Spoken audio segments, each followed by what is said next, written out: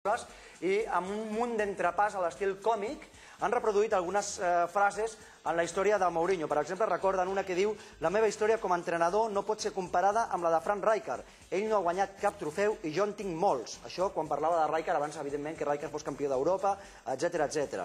Diu també: Barcelona és una ciutat cultural, amb teatres importants, i aquest noi, parlava de Messi, ha après molt a fer comèdia. Recordeu el Camp Nou dient-li vete al teatro, Mourinho vete al teatro.